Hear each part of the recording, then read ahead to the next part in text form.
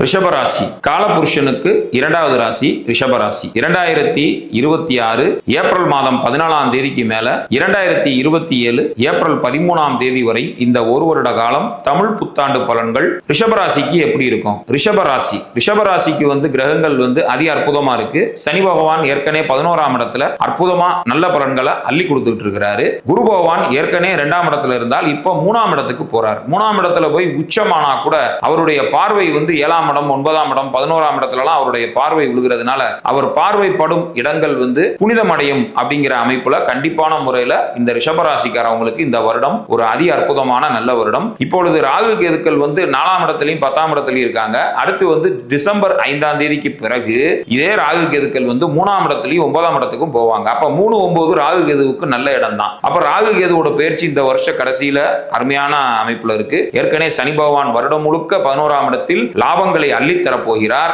குரு பகவான் 2ஆம் இடத்தில் இருந்து 3ஆம் இடத்துக்கு ஜூன் 2ஆம் தேதி 2026 மாறினா கூட அதை பத்தி கவலைப்பட வேண்டாம். ஏன்னா குரு உங்களுடைய ராசிக்கு 8, 11 கூடியவர். அவர் 11ஆம் இடத்தை 3ஆம் இடத்துல உச்சமாகி 11ஆம் இடத்தை தனது 9ஆம் பார்வையா பார்த்து உங்க ராசிக்கு யோகாதிபதியான சனி பகவானை பார்ப்பது ஒரு பெரிய சிறப்பு. அப்ப ரிஷபராசிக்கு இந்த வருடம் முழுக்க ஒரு அதி அற்புதமாக அதிர்ஷ்ட வாய்ப்புகள் தேடித்தரக்கூடிய நல்ல வருடமா இருக்கு. எல்லா தரப்பினருக்கும் இந்த ரிஷபராசிக்காரவங்களுக்கு நல்ல பலன்களே உண்டு.